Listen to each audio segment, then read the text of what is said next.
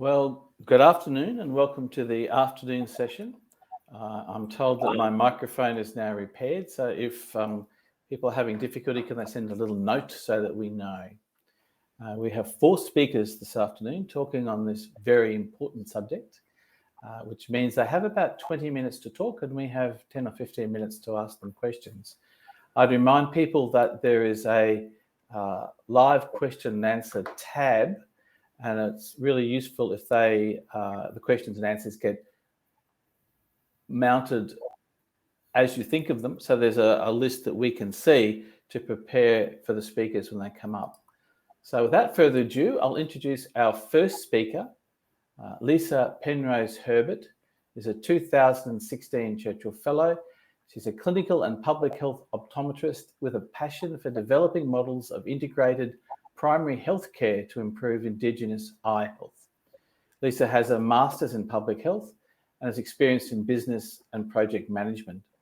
She is currently working in the Northwest Queensland region in partnership with Gidgee Healing. She's a lead trainer for Queensland for diabetic retinopathy screening utilising retinal imaging. I call Lisa to the screen. Thanks very much. Good afternoon. I'm Lisa Penrose-Herbert and I am a clinical and public health optometrist.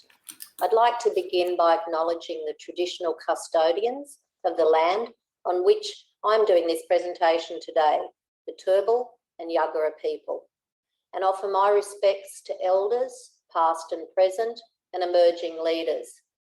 I'd also like to acknowledge all First Nations people across Australia and across the world who have tuned in for this presentation.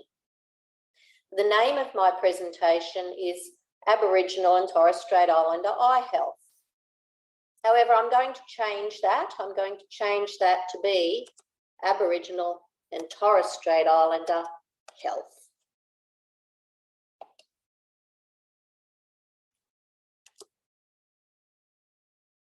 I'll talk about that a little bit later, why I have changed the topic. I haven't been allowed to do that.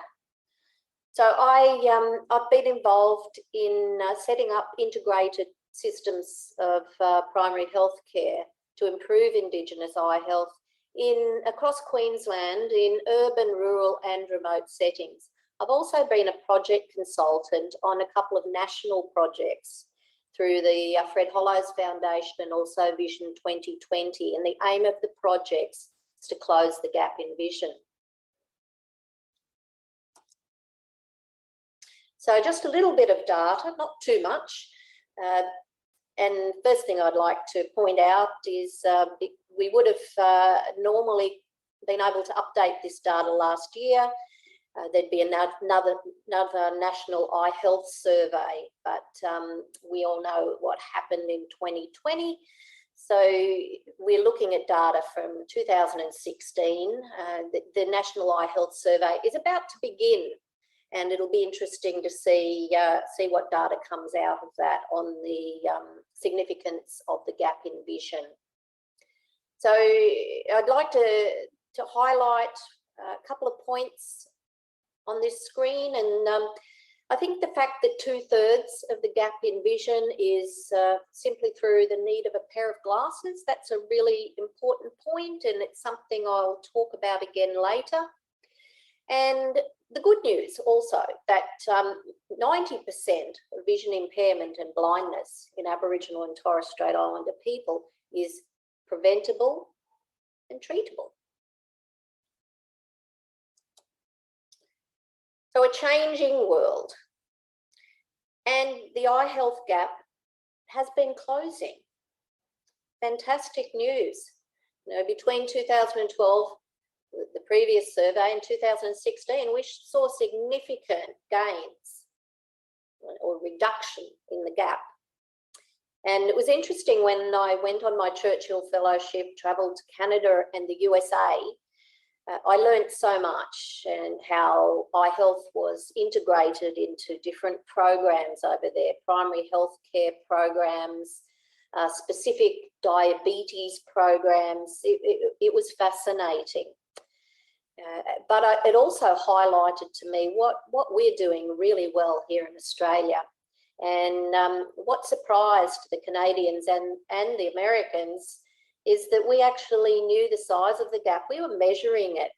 That they don't have any equivalent to the National Eye Health Survey. So applause where where it's earned, and I would really applaud the Australian government for continuing to fund the National Eye Health Survey and keep up the good work.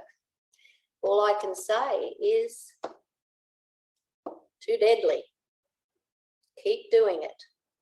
We need that data.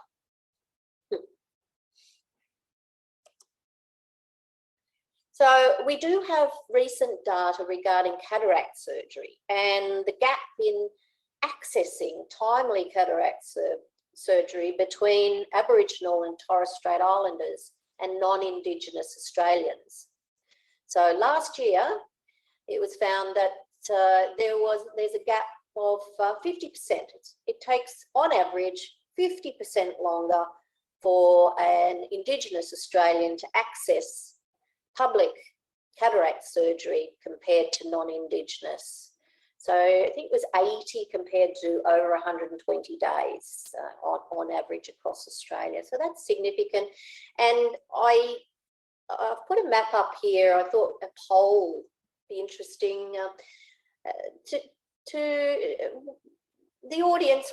Where do they think, at which of these 6 locations? There's 6 locations that I provide eye services at currently. They have been for some time. At which location do you think my patients have to wait the longest and also have to go through the most complicated journey to actually complete their cataract surgery? So we have number 1, Cloncurry, and then a much smaller place, Camooweal, just near the NT border there, only 200 people. The Indigenous community of Dejara, around the same population. This is all in the northwest region, so quite remote. Then we come down to the Darling Downs. We have Dalby, a sizable population, Toowoomba, an even bigger population, and beautiful garden festival there at the moment. I was there a couple of weeks ago. Lovely place. I'm also asked why I could be providing optometry services in a place like Toowoomba, which has a number of optometrists already there. So I work out of the Aboriginal Medical Service. I do the same in Dalby and the same in Maryborough. And that's in recognition of the access barriers to mainstream health services that exist still now for Aboriginal and Torres Strait Islanders. Archos provide a safe place for care and a very popular place for Aboriginal and Torres Strait Islanders to receive their health services, including their eye health services. So if you'd like to type which number you think would be the location with the most problems accessing cataract surgery, I would appreciate it. And of course, I won't be able to see the live result of that, but I can tell you that the location with the most problems is actually number 4. It's Dalby. It's Dalby in the Darling Downs, and I'm expecting that probably won't come up as top of the list in the poll. Maybe it will, but yeah, it's a sizable place. It's near major towns and services, so you know we need to think about this. What's going on here that can be such that it's actually easier to access cataract surgery in Cloncurry than in Dalby. So all I can say is that it's actually a really complicated pathway to cataract surgery. Lots of levels of care and passing through different providers before you finally get to the end of that pipe, getting ready for your cataract surgery. There's so many leakage points out of that pipe. If you finally get there, then the blockage. is the cork there at the end of the pipe, the backlog of cataract surgery, and the pressure build up there can be quite phenomenal. And what happens then? Well, the patients return around and enter the whole system again. They come back to the primary health care. It's found that they have poor vision, and they're referred again to see the optometrist. And the normal reaction then is, I've already seen the optometrist. The optometrist told me I have cataracts and sent a referral for cataract surgery. I still haven't had cataract surgery. What's the point in going to see the optometrist? So patients can lose faith in eye health services, and even more than that, in the whole health system itself. It's really quite interesting when you can remove that cork at the end and get people flowing through the system, that the whole eye health pathway just improves significantly.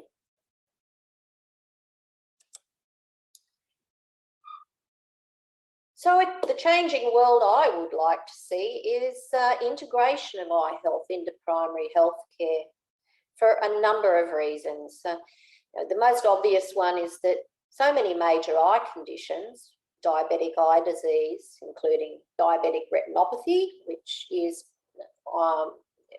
produces permanent vision loss, and cataracts, they're related to chronic disease and their management. And that is in primary health care. Chronic disease management occurs in primary health care. So eye health needs to be integrated into that system. So we've focused a lot on treatment of eye disease, but really, if we can assist with chronic disease management, we can prevent eye disease. And I think we'd all agree that that is a whole lot better. There's been a focus on technology and the use of artificial intelligence to solve the problem, to help screen for eye conditions. And don't get me wrong, I am certainly an advocate for the use of technology and artificial intelligence, and I saw some wonderful programs in place in North America, in both Canada and the USA, utilising technology. And it's a really exciting area of healthcare. However, we need to realise its limitations. It's not the answer, the magic answer. Artificial intelligence will not ensure that a patient actually attends to receive the treatment that they need for their eye condition, nor will it make them change their lifestyle habits or take their diabetes medication. So let's keep things in perspective. We need good communication, good patient communication, coordination, and patient-centred education. We also need interaction between the multidisciplinary care team involved in chronic disease management.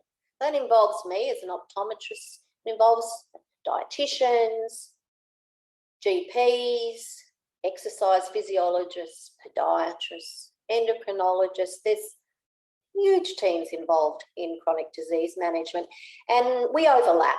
There's a blurring between our roles, and I think that blurring is really an exciting place, and it's where we can do our best work.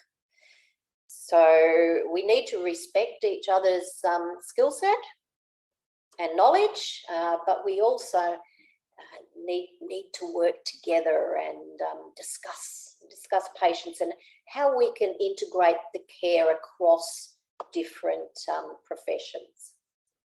So Aboriginal community-controlled health organisations are a really crucial part of this solution, because they're a one-stop shop. Under one roof, there's a number of different health professionals setting about to tackle chronic disease. And it's in a culturally safe setting. However, mainstream needs to step up here too. We need to ensure that Aboriginal and Torres Strait Islanders feel safe to access their health care within mainstream health services, that we tackle institutionalised racism, which is still sadly prevalent in our health system. So just a word about spectacles. So optometrists, we do a whole lot more than provide spectacles. But I'll tell you what, those spectacles that we provide, and to a lot of the patients I see, they are the government subsidised spectacles that they can receive being on a concession card in Queensland. It is such a hook to get patients through the door to the first entry point to eye health. And not only that, it means because I'm in a multidisciplinary team, which we talked about, chronic disease management, I can then encourage patients to access the other profession skills, like the dietitian. I can tell you I'm a lot more popular to have an appointment with than the dietitian and the exercise physiologist. They're not very popular at all, but when I see eye health conditions related to their chronic disease, they're a lot more amenable and open to then being passed across to see the dietitian. Really important. So we need strong subsidised spectacle schemes across Australia. And can I also ask that they could be a little bit consistent and aligned, please, because they're not now. Camberwell, near the Northern Territory, as you saw on the map, I work out there. It's only 10 kilometres from the Northern Territory border. So, of course, I get patients coming in from the Northern Territory wanting to access my services.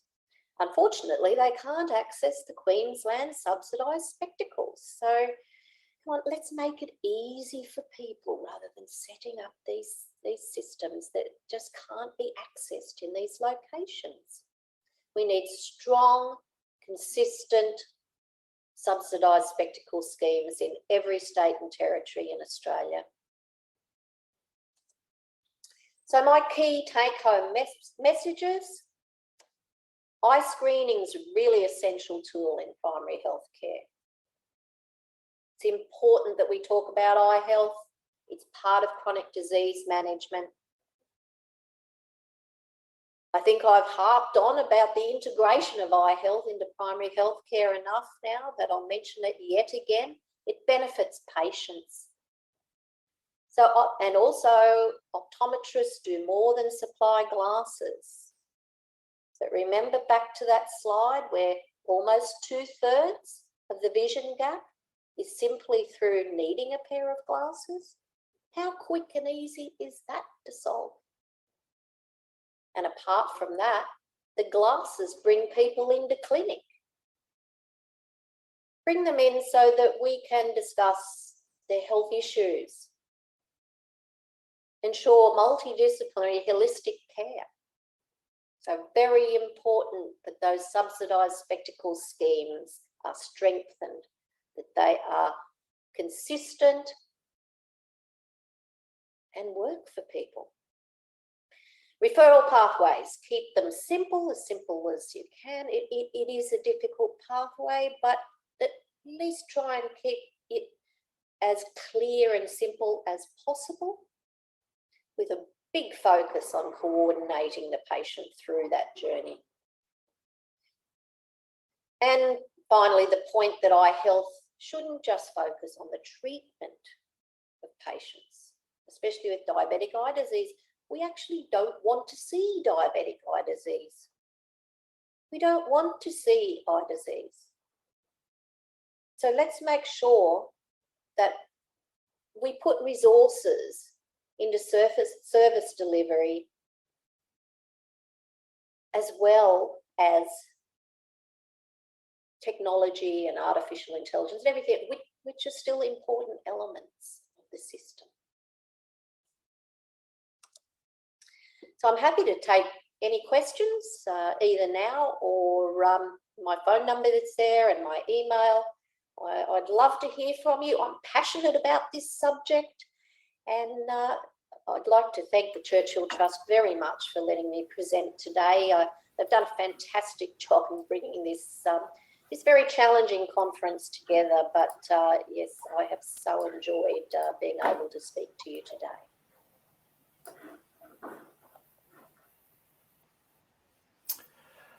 Thank you, Lisa. I think we'll take questions at the end, but as someone who wears glasses, I think they're a bit like potable water and electricity. Until you don't have them, you don't realise how important good vision is. And I'm always reminded of that figure in the young children on the island, not Animal Farm, where Piggy loses his glasses and is then really crippled for the rest of the book. Exactly, yes. So I can see questions are rising for you, and I have a few myself, but we'll move on and come back. So our next speaker, speaker number 2, is Dr. Lara Wieland. She's a 2017 Churchill Fellow. She's been a rural generalist in remote and rural Australia for over 23 years, though she looks like a baby, and more recently worked as a remote medical educator. Lara has a passion for remote First Nations health and the importance for these communities of quality medical care and continuity in relationships. I call Lara to the screen. Good afternoon. My name is Lara Wieland, and I'm hoping to convey to you today findings from 8 weeks and 70 interviews across remote Canada looking at retention of remote doctors. So obviously it's going to be a very brief overview, but hopefully excite you enough to read the whole 129-page report, or at least maybe the 2-page summary. So my background is as a doctor in remote Indigenous health for over 20 years, and much of that is in one very remote community. During that time, we went through a time of cutbacks that put a strain on both the patients and the service providers, but the constant refrain was that there was no point increasing staff to meet the needs, as no one wants to work remote. Well, I and my colleagues knew that wasn't true. Yet remote and small rural areas continue to be the most difficult places to recruit to, and more importantly, retain doctors in. So I've become passionate about trying to formally qualify and quantify what it is that keeps doctors committed to these communities with great needs. Now, just like Australia, Canada has a lot of very remote and isolated communities that really need long-term committed doctors and health staff.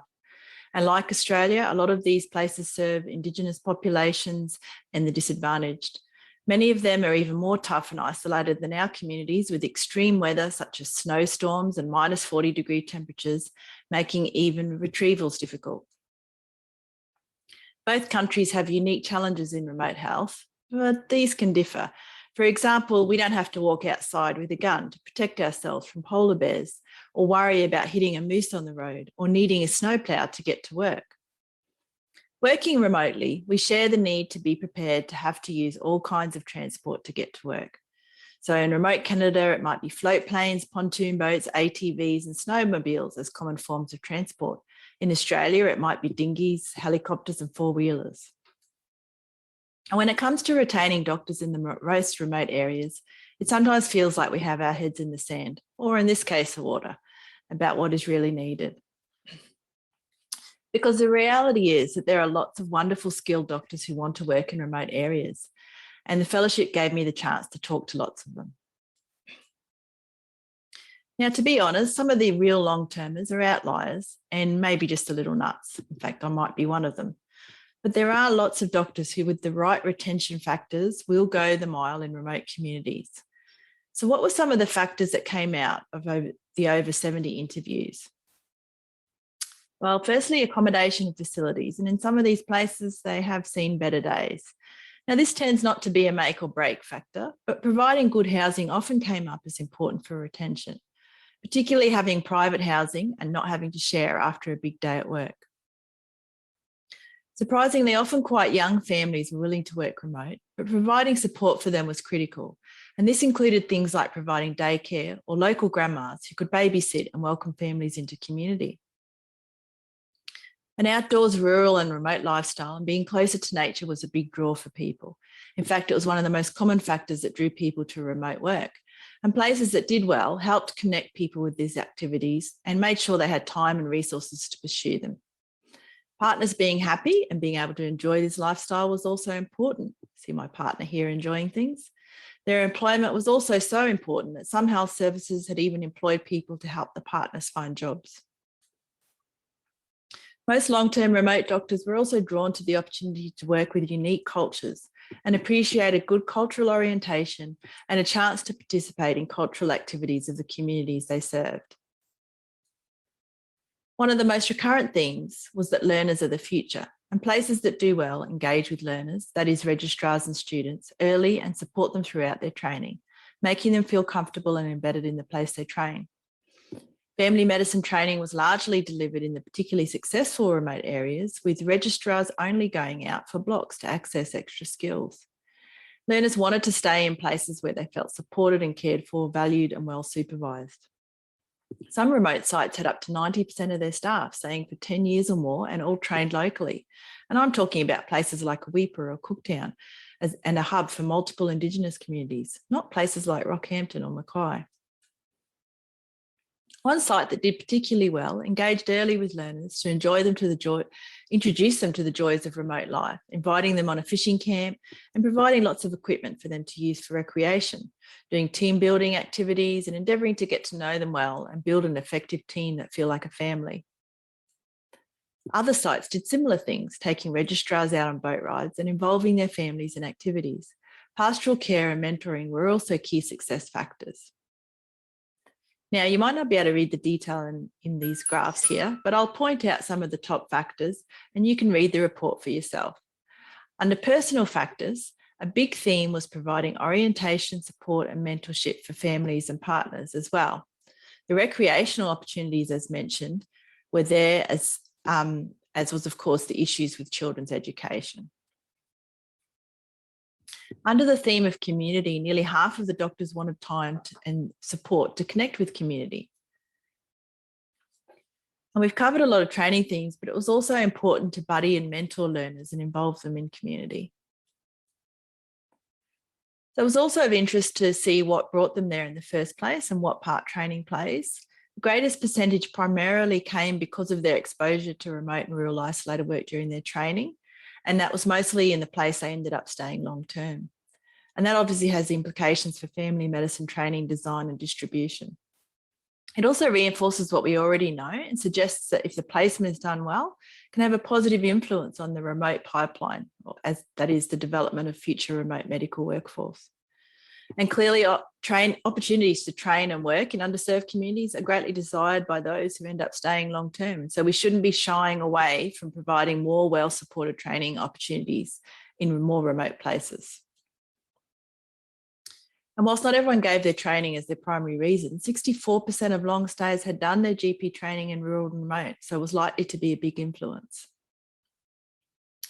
Now, certainly there's a well-accepted benefit in targeting rural origin students, but a clear message I received in Canada that was a bit different was to not ignore the urban origin students and trainees who can also discover a love of rural and remote medicine. And interestingly, the more remote we went in Canada, the higher was the proportion of long-term doctors that had very urban origins. Looking at the overall data, only 30% had spent any significant part of their childhood in rural and remote. Those who'd not grown up remote were also asked about other exposures other than their primary reasons. And of those that answered, living somewhere rural and remote as a child for a short time played a part for 39%, and 19% had been influenced by childhood experiences such as camping trips or visits to Grandpa's farm. This probably adds weight to a broader version of the rural origin theory in that childhood experience in general, not just growing up rural and remote, has a significant impact. And 36% had had a rural and remote medical student placement that was a factor, and highlights the importance of well-supported student placements in remote areas. And lastly, 10% had had their main rural or remote experience as a locum, and again, highlighting the importance of making it a positive experience even for the locums who might well return long-term. The support and pastoral care was a key retention factor for all doctors, but was also raised as being very important in training. There are lots of points here for managers, peers and educators, but particularly people were looking for regular check-ins, the provision of pastoral care, Mentors leading by example and teaching boundary setting and self-care, as opposed to resilience, which is harder to teach. Also not accommodating people too much earlier in training.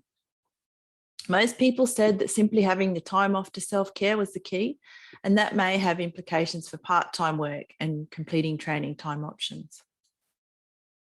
Another interesting area is around personality factors and whether we should be using this to select people more likely to thrive and be resilient in remote work. And based on people's anecdotal experiences, most people thought we should be using these. Now, the factors thought to be important are not evidence-based, but most interviewees identified rational risk taker, flexible and adaptable, team player, and problem solver as personality factors suiting you to long-term remote work. People wanted more recognition of rural generalism and acknowledged Australia as being the lead on this. But another issue which could be a real factor is credentialing barriers and people being put off remote practice because of the increasingly unrealistic volume-based requirements to keep special skills credentials. And overwhelmingly, the most important professional factor for long-termers was the ability to build longitudinal relationship with their patients and community and be able to benefit them. Mentorship by senior doctors and a wide scope of practice were also greatly valued. Money and incentives weren't a big theme, although the key seemed to be being able to have lots of time off or reduced hours and lots of CME time as their conditions. Management issues were mainly around wanting managers to recognise their passion for their communities and give them flexibility to address the community's needs. Also, many mentioned the need to recruit and retain well-suited managers for remote areas, not just doctors. Comments around models and systems tied in with other comments around work hours and work-life balance, with people wanting financially viable part-time and job share options and hub and spoke models for very remote communities. When it came to the workplace, people wanted to work in teams and groups and not be isolated. And they stressed the need for critical mass staffing so that they weren't so vulnerable to just one person leaving or getting sick. Now, I saw so many success stories around local recruits, but like Australia, Canada is also still very reliant on international medical graduates to meet the needs of their remote communities. But the message from them and from others was that it doesn't work to send people to remote places as an obligation or return of service, and that with IMGs too, you should be looking to find the right fit, provide support and mentoring, and find those who may be interested in staying on. Of course, the reasons people leave can be as enlightening as the reasons people stay. And interestingly, the top reasons people who otherwise liked their remote work left was rigid management not allowing them to make a difference. Workload, various family issues, and burnout and stress were also in the top few. Now, there's more detail around all of these themes, which you can read in the full report or that 2-page summary online. So just Google Lara Wieland Churchill report. Now, and I believe that most of these factors are just as applicable in our settings. And certainly what I saw in Canada reinforces my belief that we should not believe that remote retention is an impossible fairy tale. Thank you for listening, and thank you to the Churchill Trust for this amazing opportunity.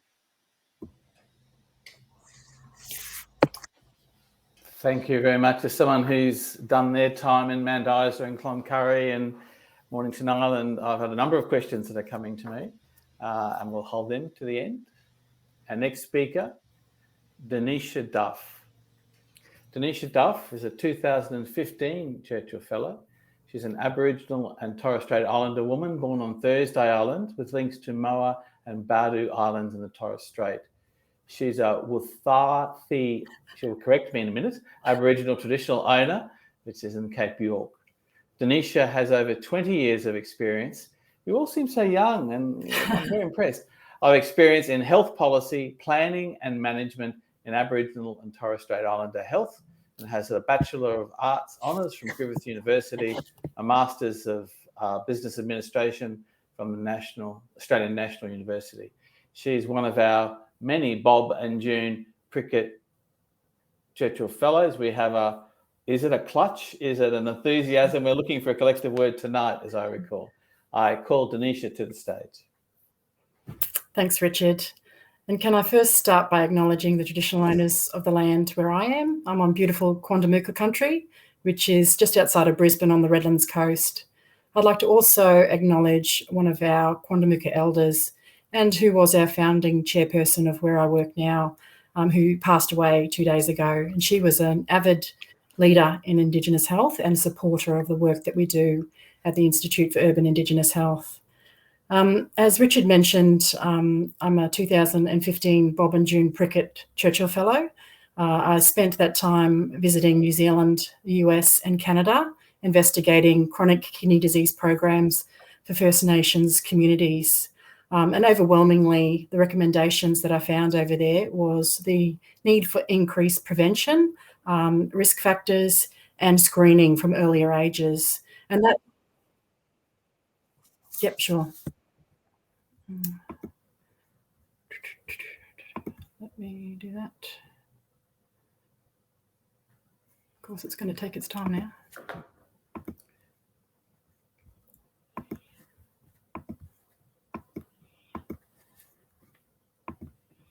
Technology. For those watching, Denisha is just sharing her screen with us. There we go. Beautiful. Or her shopping list or her laundry list. We won't know till we see it. So this was all part of my introduction anyway. So for the past 4 years, I've been working at the Institute for Urban Indigenous Health, primarily looking at prevention and preventative health. And I'm now in the position of Chief Operations Officer. So my presentation will highlight some of the work that we're doing to actually change the world for Indigenous health in our patch. So it won't be a surprise for many who work in primary healthcare or Indigenous health that if you're looking at close the gap measures, we're actually losing the race in comparative life expectancy and health gains compared to non-Indigenous people. Data shows that at current rates, it'll take up to another 35 years to get parity in life expectancy. In some particular areas, like employment, child health, substance misuse, suicide, youth detention and imprisonment, it's actually gotten worse and we're going backwards. And this is impeded because of, regional efforts to close the gap are exacerbated by dramatic Indigenous population shifts. And this is occurring in Southeast Queensland. So if you look at the population that we're dealing with in Southeast Queensland, the vast majority that we know of Aboriginal and Torres Strait Islander people in Australia, about 79%, live in urban areas. That includes about 41 who live in major cities and populations over 100,000. In Southeast Queensland, we have the home to Australia's largest and fastest growing Indigenous region. The 2016 census showed a growth in the Indigenous population of 33% between 2011 and 2016, and that compares to an 18% national growth of the Indigenous population. So in Southeast Queensland, we're actually home to 11% of Australia's population and 38% of Queensland's Indigenous population. And this population is expected to grow from 85,000 in 2019 to 130,000 by 2031. So that's a significant footprint for us to actually cover. And so if we are looking at making gains in closing the gap in health and economic disadvantage, there is a significant opportunity to make an impact here in Southeast Queensland. And so hence the establishment of the Institute for Urban Indigenous Health. And we were established back in 2009 from data that showed that only a fraction of the Indigenous population were actually accessing Aboriginal community control health organisations. And for those that aren't aware, an ACCHO, Aboriginal Community Control Health Organisation, is a primary healthcare service that's initiated and operated by the local Aboriginal community to deliver holistic, comprehensive and culturally appropriate healthcare to the community which controls it. And that's through an elected board of management.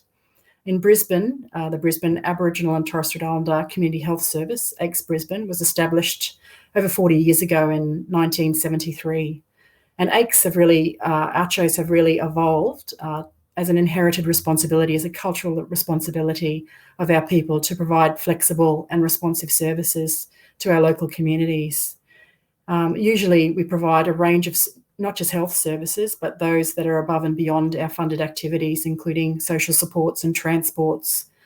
And the establishment of our UE in 2009 was really groundbreaking, as it was a new regional community governance architecture, and which actually drew in the 4 standalone Aboriginal community control health services that pepper the footprint. And the role of IUE is really to lead the planning at a South East Queensland level, the development and delivery of health, family wellbeing and support services to our population in South East Queensland. IUE works with our members who are Aikes, Brisbane, Ulubariba, which is on Stradbroke Island and in the Redlands region, Calwyn down the Gold Coast, and Cambu, which covers Ipswich and Laidley region, to improve the health, wellbeing and economic independence of Aboriginal and Torres Strait Islander people in South East Queensland. So what does that look like as a model of care? Or rather than giving our people a compass to navigate their way across a fragmented health system across South East Queensland, we wanted to ensure that we brought all the disparate strands of funding and programs together in a coherent strategy to ensure that it was easier for our people to access the care that they needed in a manner that addressed their cultural needs as well. And underpinning the provision of programs and health services is our cultural integrity framework, which we call the WAYS. It's our ways of doing things, our ways of being, and our ways of living. It's the articulation of what we in South East Queensland have tagged our cultural practice. And it's characterised by community empowerment, empowering our community to take charge of their health, but also accountability to our community to ensure that we're delivering the services that are needed. So IUE has developed a comprehensive system of care, which is a regionally integrated model of expanded comprehensive community, aged and primary health care with community services and services for Aboriginal and Torres Strait Islander people across South East Queensland. The IUE system of care addresses the complexity and fragmented nature of the health system by integrating a range of co-located health and social support services. So it's a one-point entry point as a client into a clinic to be part of the system of care, to access a full range of services and programs that are not just secondary allied health provision or access to tertiary healthcare or support to tertiary healthcare, but also help with housing, child protection, legal support, and economic development. IUE is not only helping to close the gap in physical and social health, but it is also contributing to improving education and employment opportunities through school readiness initiatives and our training for real jobs, employment and career pathways. At any one time, we have over 500 university-based graduates doing work experience with us and have a throughput of between 100 and 200 traineeship programs across a range of disciplines every year. At the local level, this means that our services are at no cost, are consistently formulated and evidence-based across each of our 20 clinics in South East Queensland. And they're supplemented by a comprehensive range of locally accessible but regionally managed programs, including our allied health support program. At a health systems level, IUE is the backbone organisation. So we undertake the strategic planning, service development, business modelling, look at income generation and funds pooling, data analysis, provide clinical and corporate governance, CQI, performance monitoring, workforce development, cross-sector connectivity and research. At a community level, IUE is directly delivering legal services, homelessness services, training, employment, aged care, disability, kindy and school-based education programs. We also target community engagement and agency through our preventative health and social marketing program, Deadly Choices, and I'll go through and talk through Deadly Choices a bit more. So as a regional integrator, IUE can harness efficiencies and economies of scale through regionally scaled solutions, regional-wide funds pooling, the creation of its own service ecosystem, and enhanced bulk purchasing power, delivering significant savings which can be reinvested to support additional services. For example, our storage warehouse delivers a supply chain solution to all of our clinics and has realised an actual savings of over $1 million per year. So IUE has established a large regional allied health and specialist workforce pool. We employ 90 professionals across 12 disciplines who are centrally managed and deployed to service across our 20 clinics in an outreach model.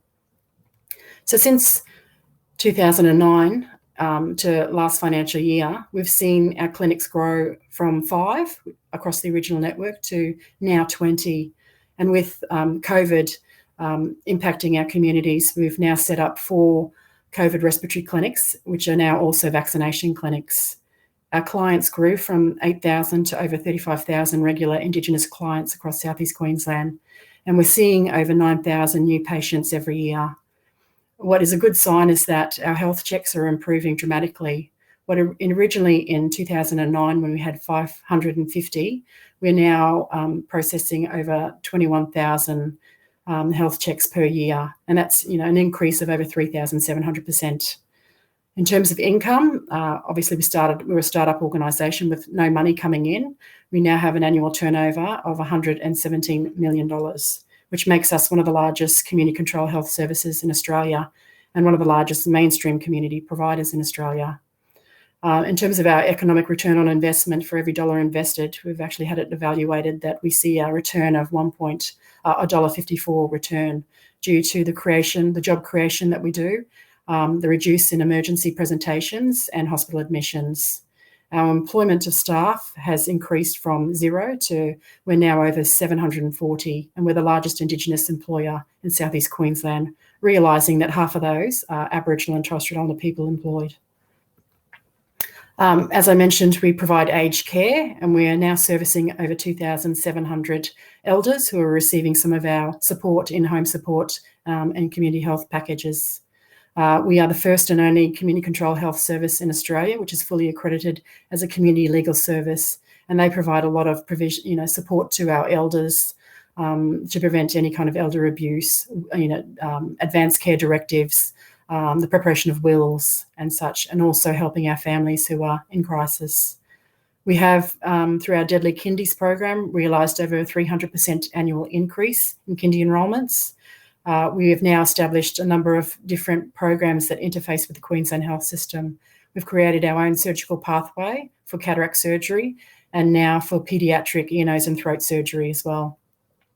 We also have our UE Connect Plus, which is an interface connector service between primary healthcare and tertiary. So any of our clients that are requiring surgical interventions in hospital are supported, and also upon discharge supported back into primary healthcare to ensure they have follow-up care. And our social media footprint has increased from 0 to over 370,000 clicks on average per month through our Deadly Choices social media platform. So I'll now quickly just talk through 2 of the really good case studies that show that we're improving the health outcomes of our community. The first is the birthing in our community model, and I'll talk through Deadly Choices as well too. So we know that there is unacceptable maternal and infant health outcomes for First Nations families in Australia, and BIOC, which we call it Birthing in Our Communities, is a unique model of Indigenous-led pregnancy care, providing women access to their own midwife, family support worker, and multidisciplinary team for the duration of their pregnancy and birth. BIOC is a partnership between IUE and the Mater Mothers Public Hospital here in Brisbane. It's also an NHMRC-funded research study over the past few years, and I have to acknowledge Dr. Yvette Rowe, who was part of the evaluation team with the Charles Darwin University, who actually undertook the evaluation of BIOC. The publication of findings was earlier this year in the Global Lancet. So they published some results in March 2021 and found that between January 2013 and June 2019, BIOC closed the gap in 4 of the most important perinatal indicators impacting life expectancy. So a reduction in preterm births, first antenatal visits increased, and the number of antenatal visits, a reduction in smoking and pregnancy, and also a reduction of the need for neonatal intensive care. And remarkably, these results are also now better than mainstream. Secondly, Deadly Choices, which is our preventative health program at the Institute for Urban Indigenous Health. And deadly means good to many Aboriginal and Torres Strait Islander people. To make a deadly choice is to make a healthy choice and a good choice. So it operates from a strength-based approach that frames Indigenous identity and culture as health producing and Indigenous people as health promoters. It empowers our communities to make healthy choices for themselves, to stop smoking, to eat good food and to exercise daily. And Deadly Choices also encourages our people to access their local community control health service and have an annual health check, to not just see a doctor when you're sick. So while Deadly Choices was originally focused at getting adolescent and young people into the health services because they're often invisible, but however, our Deadly Choices brand and messaging is used across the life cycle from our very young to our elderly now. And a number of initiatives fall under the Deadly Choices program, including the Healthy Lifestyle School-Based Program, a tobacco education program, a Good Quick Tucker nutrition program, a DC Fit physical activity program. We hold community events, which you're required to have a health check to participate in, population health programs and campaigns, our social media footprint, and our partnerships with sporting clubs and ambassadors. So we leverage sport groups such as the Rugby League and their high-profile sports ambassadors and partnerships to actually engage our community and participate. And as a result, we're seeing a huge increase in the annual preventative health checks and engagement of our client group across our services. And you'll notice a lot of the Deadly Choices shirts around the communities with numbers on their back, so we can keep an eye on people who have had their health check. If they're wearing 2021, they've had their health check this year. And we're seeing some, fantastic results. Even though last year we were impacted greatly by COVID, we're seeing, our programs are delivered, over 500 programs across the state. In Southeast Queensland alone, nearly 300 participants in that program. Nearly 3,500 in Southeast Queensland, across the state over 5,000. These are individual people, school-based, school-age kids who are participating in our programs.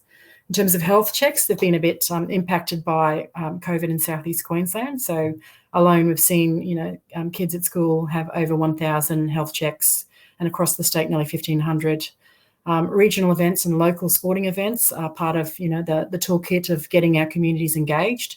They're very active, our community, in our sporting events, and as part of that, it's a requirement to get a health check.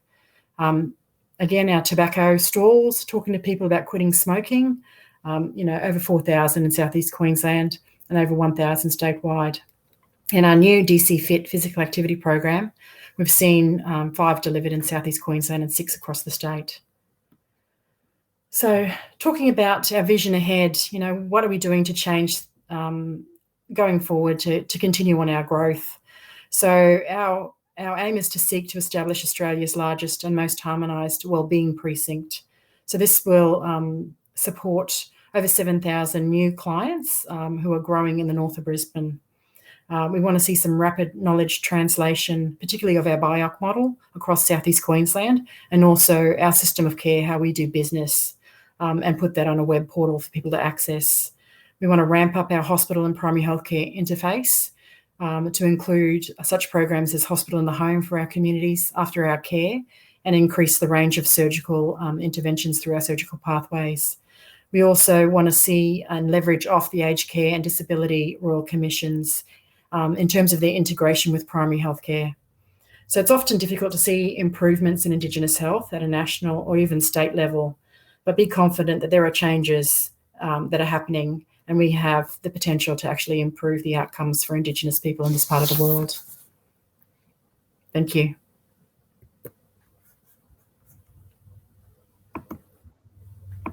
Fantastic talk. Again, many questions. That Catherine Short has been an avid question asker, but she'll be one of many at the end, I'm sure.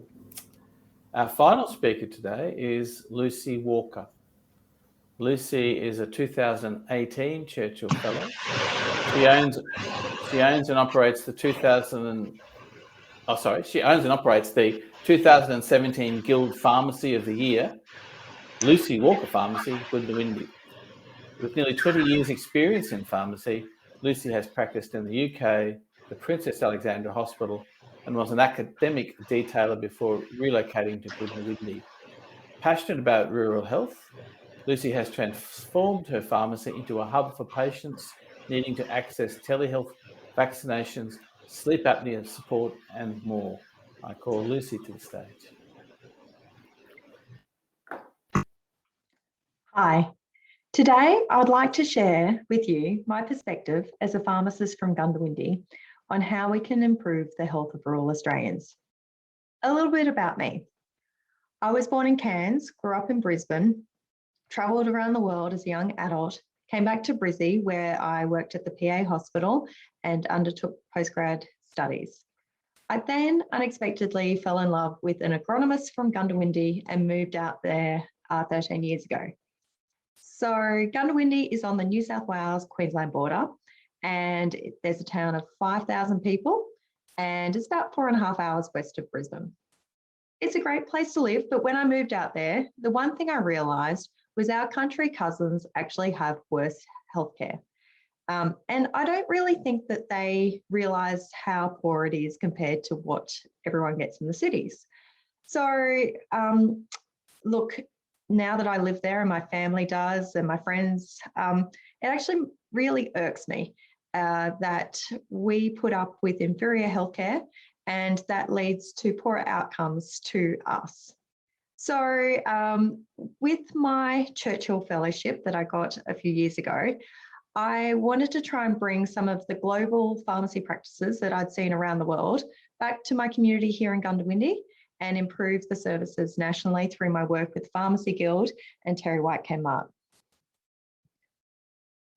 So, 2 years ago, I was actually in the north of England in Durham.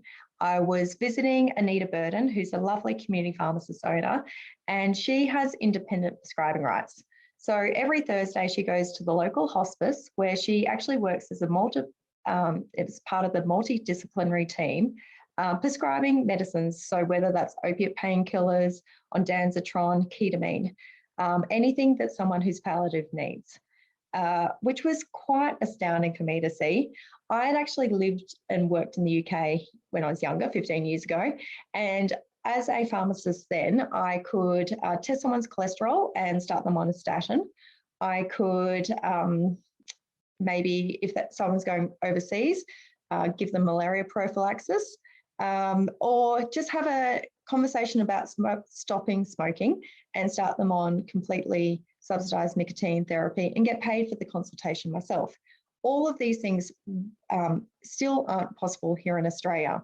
So with my fellowship, I travelled around 9 countries in 7.5 weeks, and I focused on the professional services that we could actually bring back to Australia, what technology enablers are out there, like whether it was robotics or apps or different software, and then also education, whether that is of the pharmacist or of the patient or actually just government regulators as well.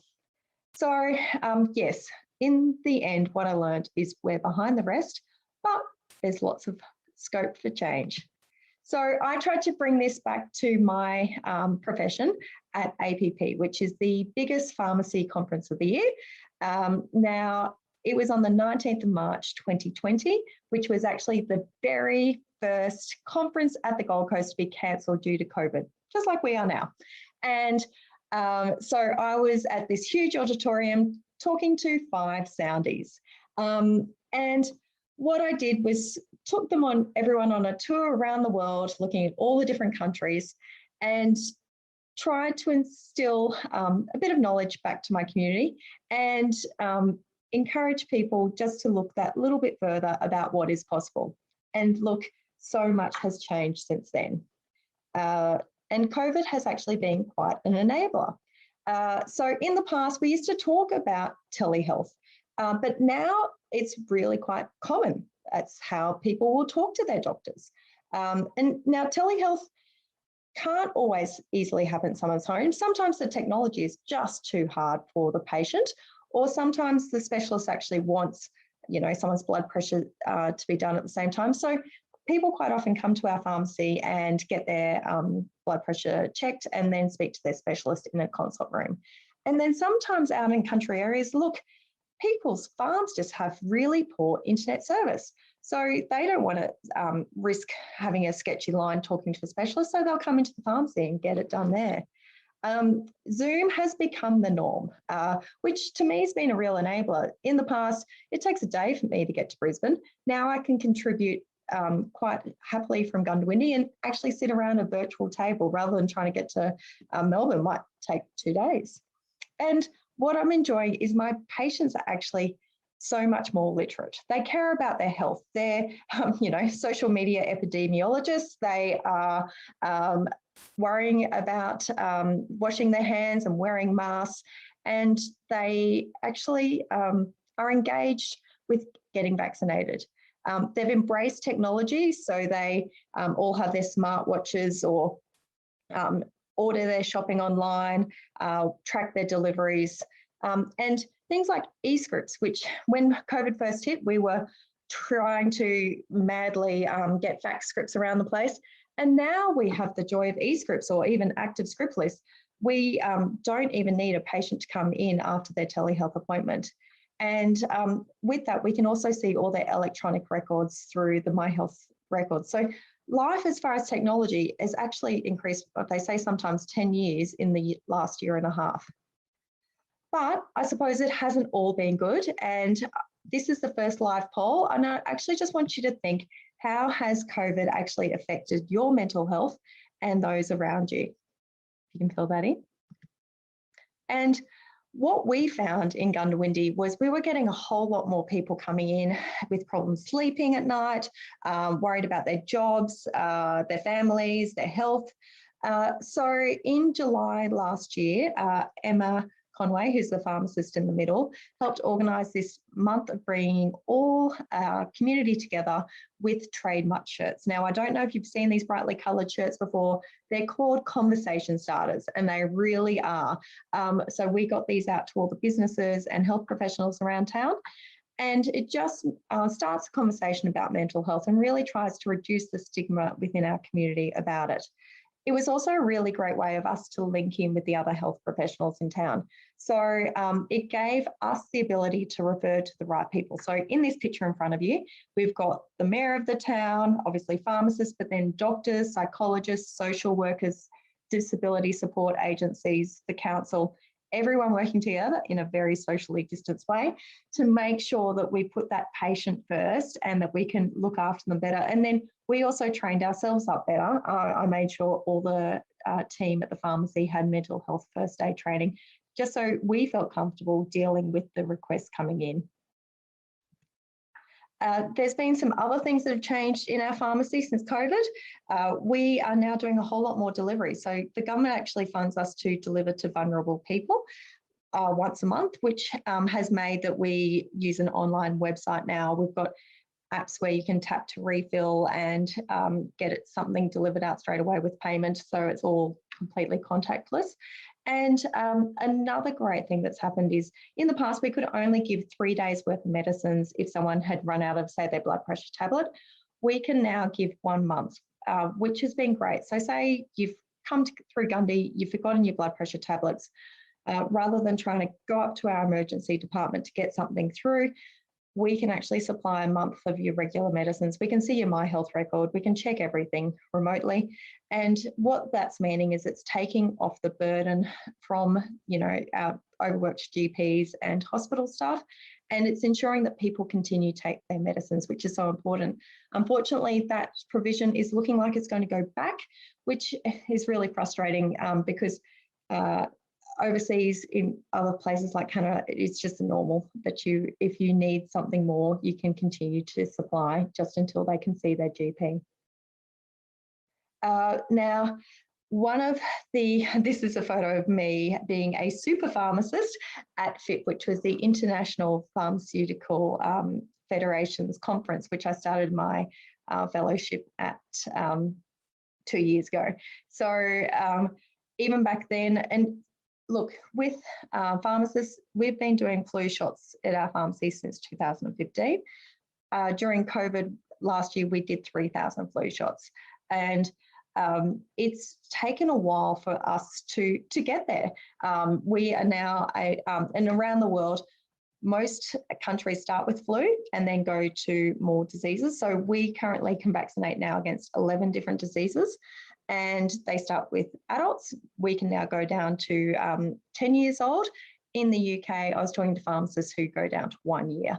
And look, we are doing more vaccines, but overseas in Canada, every pharmacy has a travel vaccination clinic where they can actually order serology and work out what we need. In Scotland, I was talking to a pharmacist who did yellow fever vaccination. So we are getting there. And look, COVID has eventually come to, vaccination has come to pharmacies. So we got AstraZeneca at the end of July, and now we're doing Moderna. And being able to easily access vaccines really ensures that people uptake them. And some people go, oh, I just don't want to annoy a doctor. So I suppose with COVID vaccinations, we just want everyone to be vaccinated. And my question to you after hearing me is, would you actually have a vaccination in the pharmacy? Yes, no, maybe in the future, because the way I see it into the future, it will be more common, like in Canada, it's more common to get your vaccinations at a community pharmacy than at your GP practice. So we'll wait and see what happens here. Something that isn't happening in Australia that I think will is rapid antigen testing. So this is me having my throat checked for strep throat 2 years ago at the pharmacy in Alberta, Canada. So if I had strep, they could have given me antibiotics. And since my trip around the place where everyone overseas can give antibiotics for urinary tract infections, this has happened now in Queensland, so which is great because just for uncomplicated UTIs in women aged between 18 and 65, which really ensures that patients start them as soon as possible so they don't lead to complications. But overseas, I also saw my husband got checked for atrial fibrillation. Luckily, that didn't stuff up our trip. He was all good. And in New Zealand, patients actually go to their pharmacist to get their INR levels checked for their warfarin and given doses going forward, rather than having to go to pathology and then 2 days later hearing what their doses should be. The big thing that will be coming to Australia is COVID testing, and it's available from the 1st of November, and everyone's going to be coming to pharmacies. So that will be a big watch this space.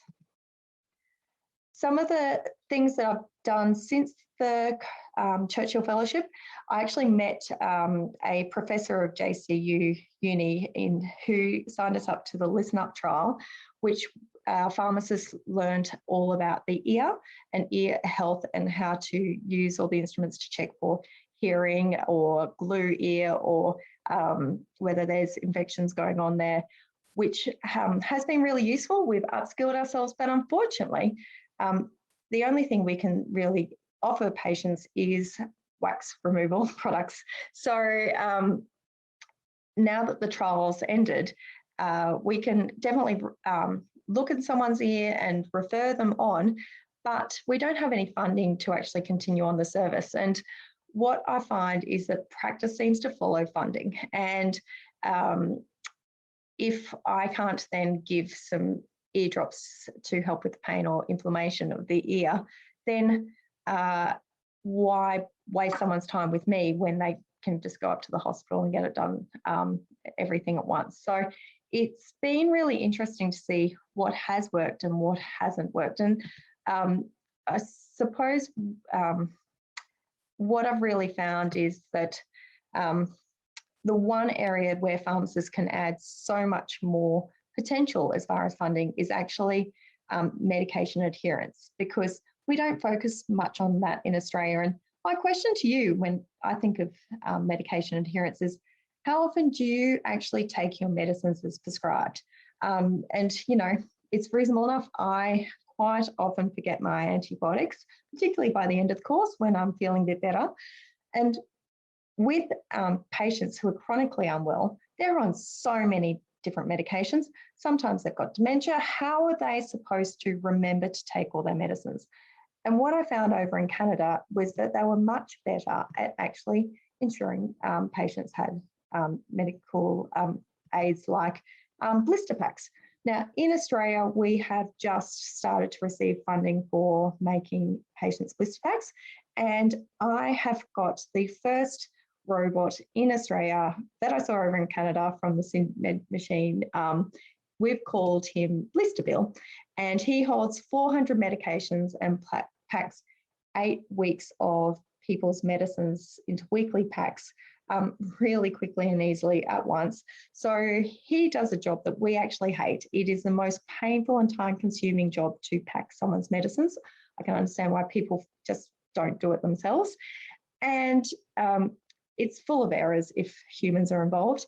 This way it's done accurately, and it's giving us more time to actually spend time with the patient with education or conducting med reviews, so we can actually ensure that the right medicines are being packed for the patient, which is great because, look, as a pharmacist, I might like meds, but realistically, I much prefer talking to people about it rather than looking at them and packing them into a pack. Some of the things that are not yet off the ground that I would love to do is, this is a drone from Swoop Aero, which is a company based down in Melbourne. They currently do medication deliveries and pathology tests and everything like that over Malawi, the Congo, Vanuatu. And unfortunately, they're not doing anything here in Australia. So Swoop and Symbion have partnered with our pharmacy to try and do medication delivery out to properties. So these drones can actually travel over 130 kilometres and hold 3 kilograms worth of meds. So in the future, what we're hoping is that farmers can have a consultation with their GP via telehealth. They get an e-script, which they send to the pharmacy. We dispense it, talk to the patient, and send that out to the drone. So that farmer doesn't have to do a 250k round trip to pick up some medicine, and they'll actually start it earlier at the right time rather than leaving it for their next trip into town, which can sometimes be a week or two away. It would be remiss of me not to talk about the future of any profession, which is our students. And it is often hard to get them out to the bush. This is Paige. She is a third-year pharmacy student from Griffith University. She came out for a couple of weeks to our pharmacy and absolutely loved it. And she's saying now that she wants to come and do her internship in a couple of years, which is fantastic. Now, not everyone has those experiences. In fact, we had 3 students before her who were pretty hopeless. They were never going to fit in. So that we really do need to talk to them about the joys of rural practice and give them the opportunity to see it. And these students are so well trained in the US and Canada. Pharmacy students are actually ending up with a doctorate of pharmacy, and they can do independent prescribing straight up. Now that's going to be happening before you know it in Australia. And the hardest thing is actually going to get the workforce like me ready to be as good as these young students. And it's really great to get that fresh blood into your pharmacy or your practice and actually upskill yourself ready for the future of where we're going to lie. And what I saw in the future, and really the Churchill experience gave me a bit of a forward glance, crystal ball. What I loved seeing was all these health hubs around the world. So this is me in New Zealand. They had, consult rooms full of nurses and everything like that working at once. And in my own pharmacy, we started in 2014 sleep apnea services because I realised that there wasn't, the closest sleep studies was 2.5 hours away. And this way we can offer a home sleep test with a specialist based in Victoria who will do telehealth with us, Dr. Peter Solon, and help the patients here in our local community and ensure, that if they need to hire or buy products, we've got them here rather than sending them away, and the back and forth just does not work. Posting and waiting for a product, they really need to try it on and talk to people directly. So the joy of what I found is that pharmacists around the world are really well trained. They're really accessible. You can just walk in and see them. And we really want to help. So with that, I just want to finish with my favourite Churchill quote, which is, it's no use saying we are doing our best. You've actually got to succeed in doing what is necessary. So I hope that we can all think about what do we need in rural healthcare and how can we all work together to make that happen. Thanks, guys. Thank you. Now, we might get everybody back to the main stage if my technical friends can do that for us and be a bit Brady Bunchy. Oh, perfect. Aren't they clever? So we have just on half an hour, a relatively small group and a really interesting and large topic.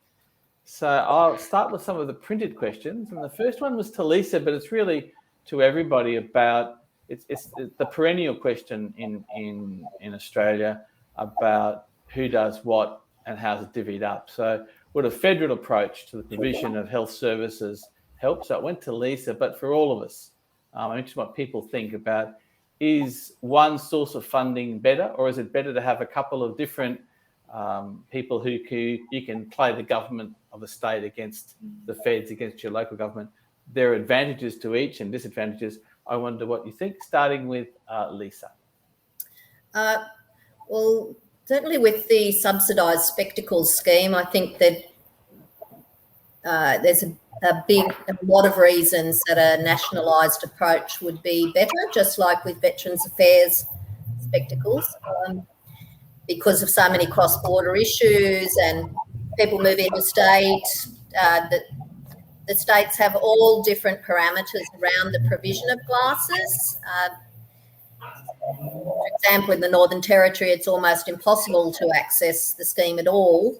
Queensland's actually not too bad. So, I really think on that level it would be in the area I'm involved in.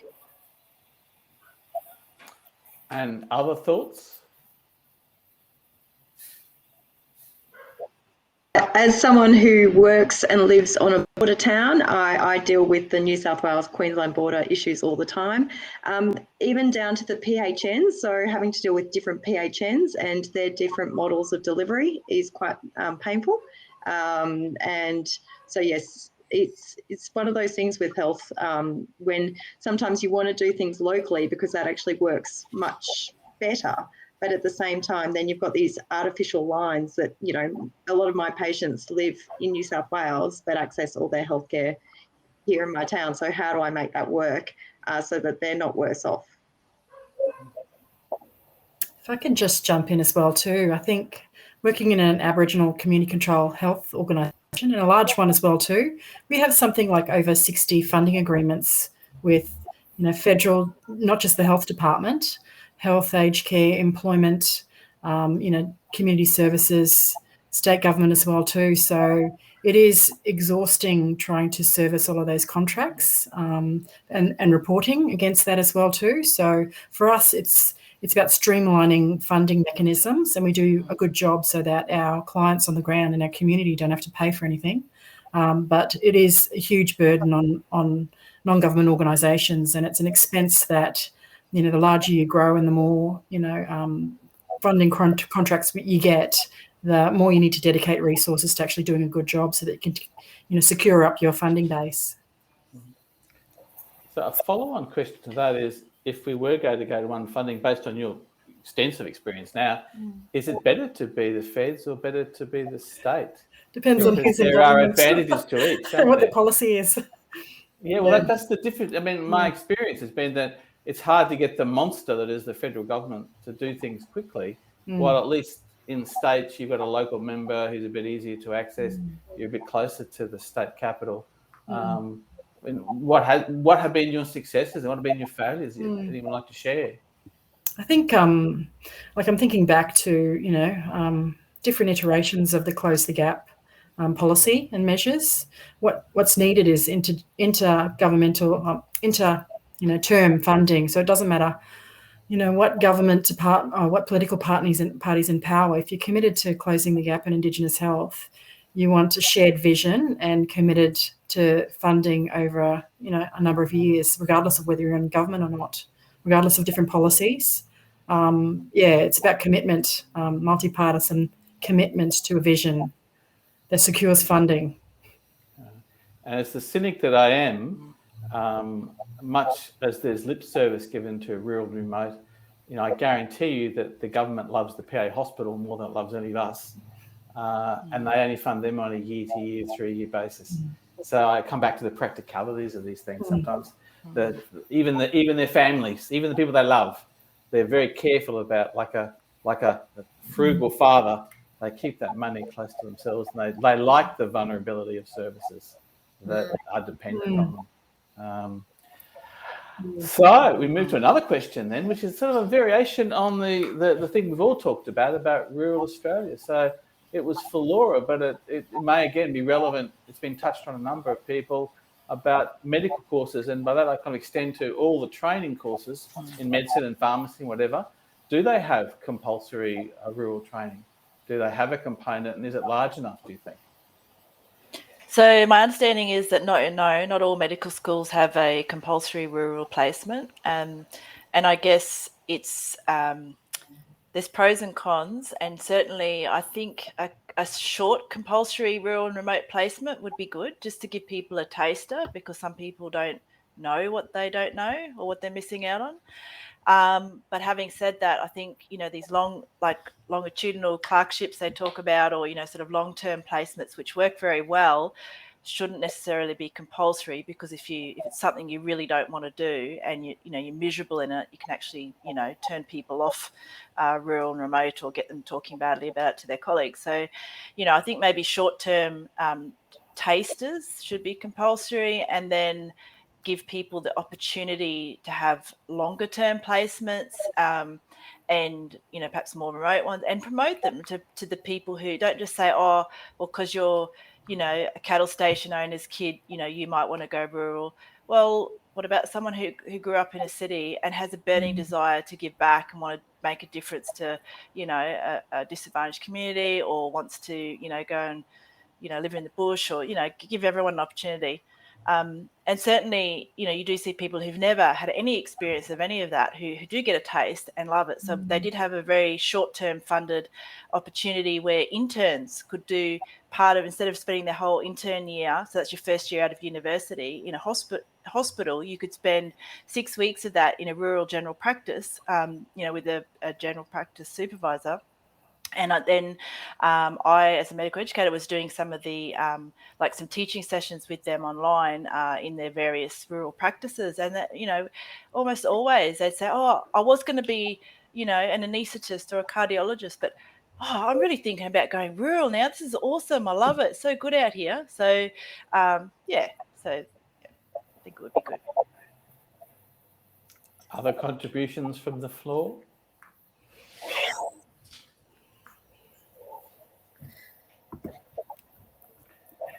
In optometry, there's very few placements. It's encouraged, but it's certainly not compulsory. And I think it's important, and I'd like to see that introduced. The taster idea is fabulous, I think. In pharmacy, we have a variety. The different universities all do different things. So whether they're in third year or fourth year, UQ wants to make it 2 months next year for fourth years, 1 week sometimes. The amazing thing I find is if you can get them earlier, it seems to be better than by the end. At the end of their degree, they're almost set and they've got their pathway of what they think they want to do, where when they're still younger in their degree, they're not so sure, and so that you're more likely to be able to give them some sort of sway on where they want to be. So I actually found it more successful to talk to, say, a third year than an intern. But at the same time, I've got an intern who's never been out rurally coming next year, and I've never worked rurally until I actually fell in love with a farmer. So it's all possible. Yeah. And that's a key point. So that also works really well, is get them out before they partnered up and get them to fall in love with a farmer or teacher or policeman or something. Will I jot that down as the Thornbird factor, will I? That's it. In paediatrics, it was compulsory for a period.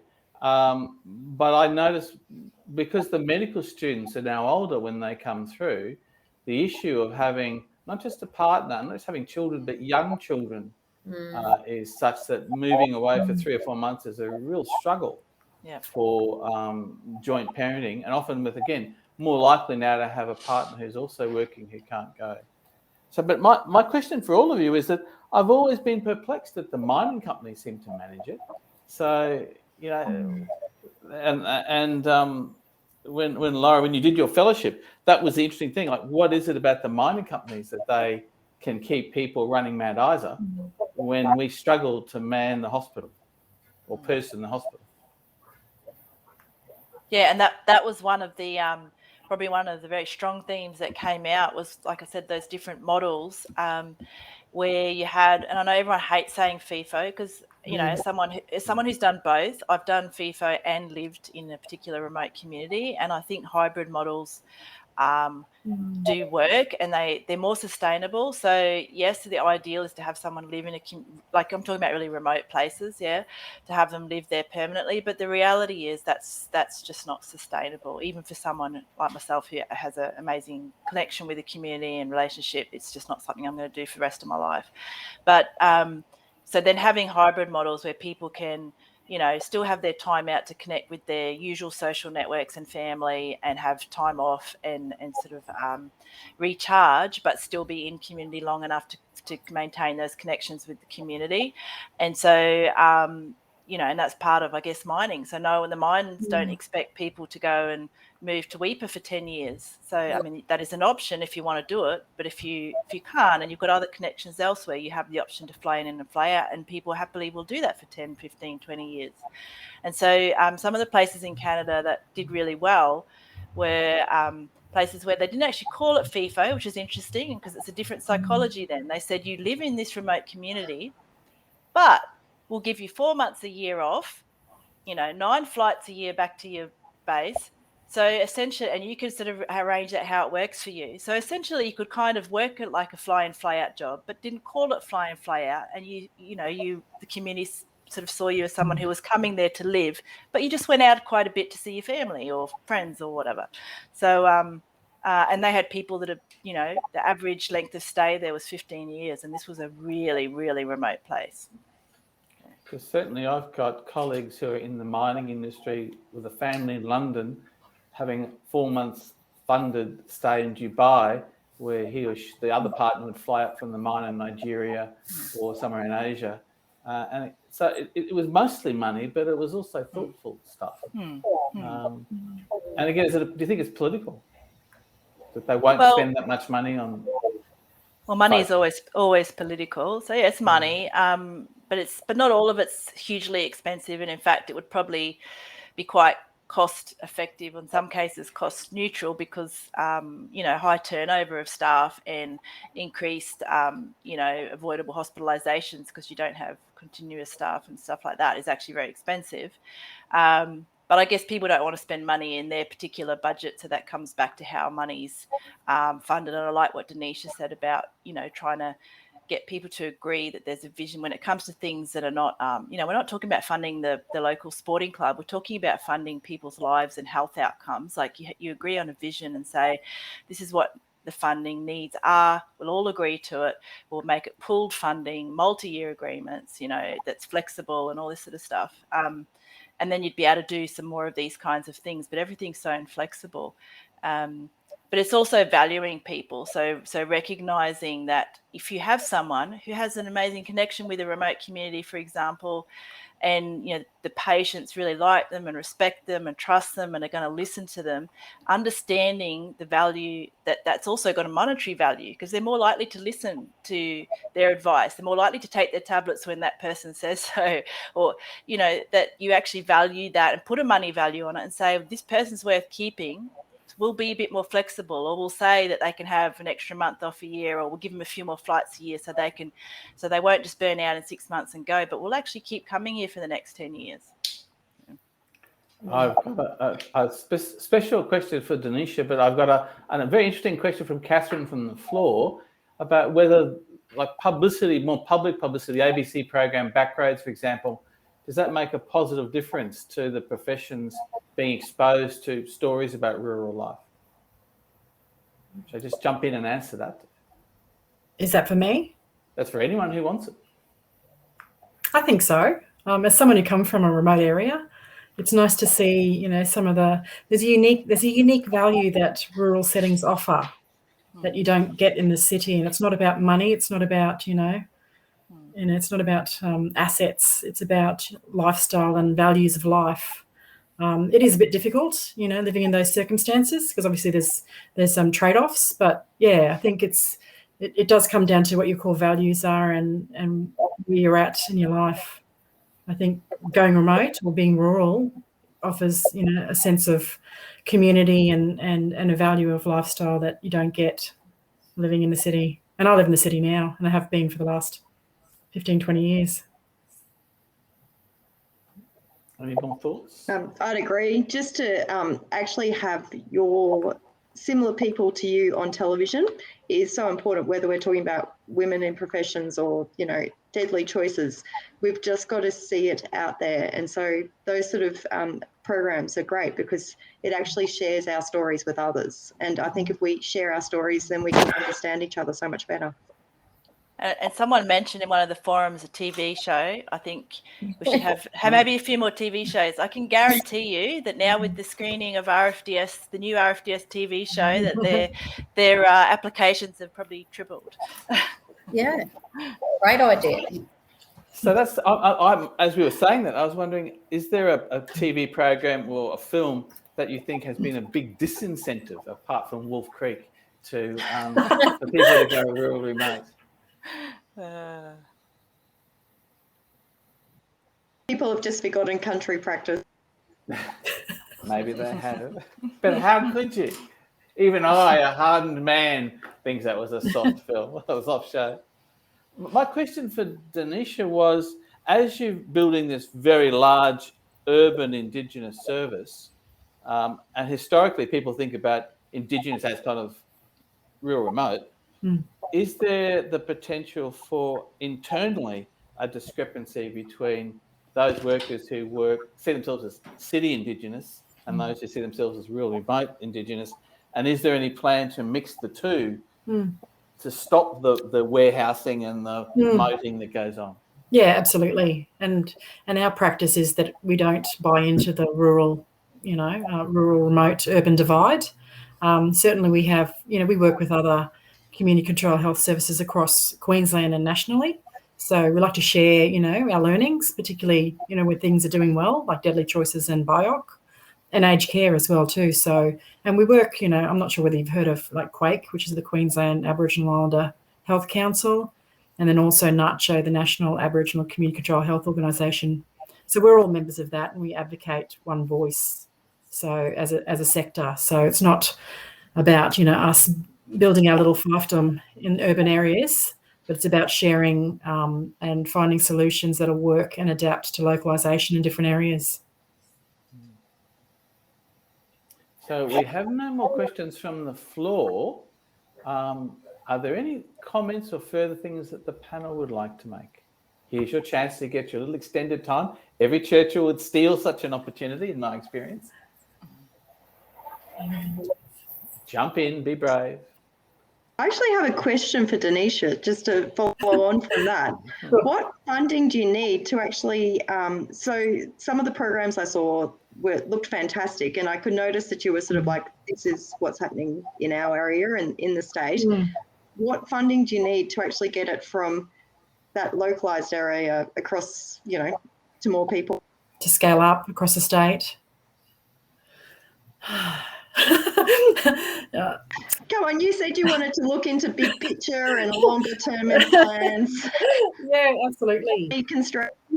No money constraints. I think we would, it is about partnership, working with, community control health services, but it's also about, having the hardware and infrastructure there, and the workforce. Workforce is a huge, area of need, particularly, you're talking about going rural or remote, like we struggle to find, sustainable workforce in our sector here in an urban setting, because we just can't compete on money with, state government. So that's, amplified when you go rural. So it is those kind of, architectural enabling factors that need to be looked at and able to not just have the programs and services. I mean, funding's very easy when you think about just asking for more funding to find a solution, but it is, it's about the workforce, it's about the hardware, it's about, the infrastructure. around those programs and services as well too to work. Roundabout answer. Do you think there's a generational change? Because I see, as someone who's been down at Logan for a long time, that there were always empowered, bright, clever, motivated Indigenous people, but they were spread so thin. And I've seen in this last 15 or 20 years an influx of bright young things, just a bigger number of people. So the burden is carried more evenly. It's not so dependent on individuals. So I wonder now whether there'll be a positive thing that suddenly blossoms out of the generational explosion.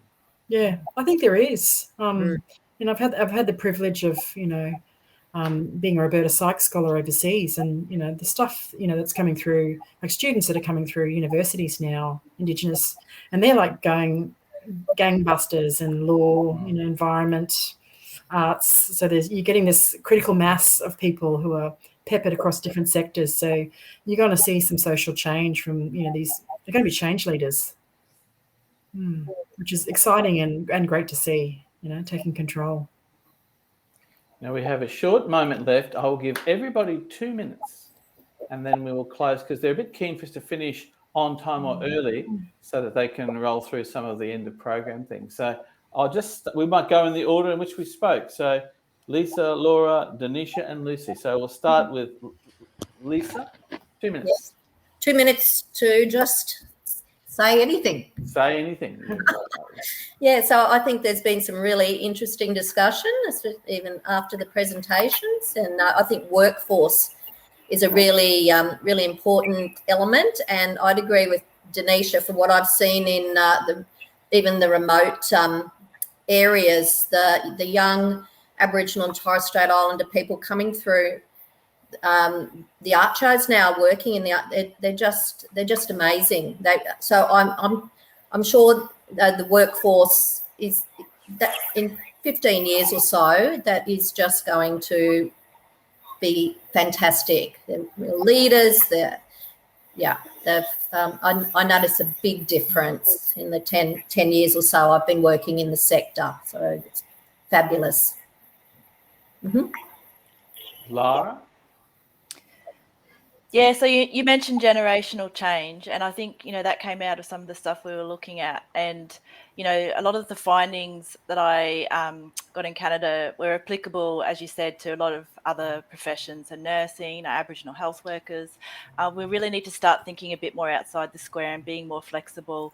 Even people will assume that, an Aboriginal health worker wants to live and work full-time in their community, and that's not even the case anymore, and people even they might want flexible options and be able to work part-time or rotate or go to other communities and try different things out, or work where there's maybe less family, so there's less pressure, or but have the option to come back. And nursing staff, I'm just watching communities bleed nursing staff because they're basically told, if you want to stay here, you have to sign a 12-month contract, and you're stuck in this community with one flight out in that time. And they said, well, I love the community. If they gave me a month on, month off, I'd stay here for the next 10 years, but no go. So we really need to start thinking outside the square. Yep. Denisha? I think workforce is going to be our challenge going forward. That's why we've certainly put a lot of effort into growing our own. So, getting young kids finishing school to start traineeships. But it's going to take a generational change to get more Aboriginal and Torres Strait Islander health professionals. But I'd certainly encourage, and I know Lara's dedicated her, many, many years of working in the Cape. So we've come across each other and done some fantastic work. But it is about having allies like Lara, who are willing to actually go out there and work with communities to find solutions. And it is an exciting and innovative place to work in Indigenous health. It's not all life is terrible and we're all going to die kind of thing. There's a lot of is unique value and that you'll get out of an experience. So even people who are in Brisbane, come and visit our UE, have a look at our website, come into our clinics, learn about us, see how you can help. And Lucy? I'm just so happy that you guys are all trying to achieve the same thing, which is fantastic. And the fact that the Churchill organisation is getting everyone together and discussing, and just you're all change makers yourself and leaders, and the joy of these sort of experiences is to realise that when break down those silos, and I've learned so much more about what is happening out there. And I think what we can really do is just share our learnings amongst each other, and we can learn so much from each other too. So I've really enjoyed listening to you all over the last hour or two, and thank you very much for being here and having me as well. Thanks. Well, on behalf of the audience, I thank you all for coming to talk. Catherine's left us an interesting idea. The taste of placements sound like a good starting point. I see a TV show in this. So I kind of brilliant on The Bachelor, which I've never seen, but you need to speak at the dinner and subsequently to We've already started the Brady Bunch here. That's right. So on behalf of the audience and the fellowship and the board and everyone, I'd like to thank you all. I'm pleased that the good things out of COVID have been the enhancement of the health and telemedicine kind of programs, though this morning for me was not such a good example. And it is an opportunity to use this technology to continue these sorts of networks in a way that would never have been possible even 5 years ago. So on that positive note, I will close the session at 3 minutes and 42 seconds early. You can have a little bathroom break, and I think then Ken's coming to do a close-up. So thank you all for attending. Thank you all for presenting. Our technicians will take us from the stage.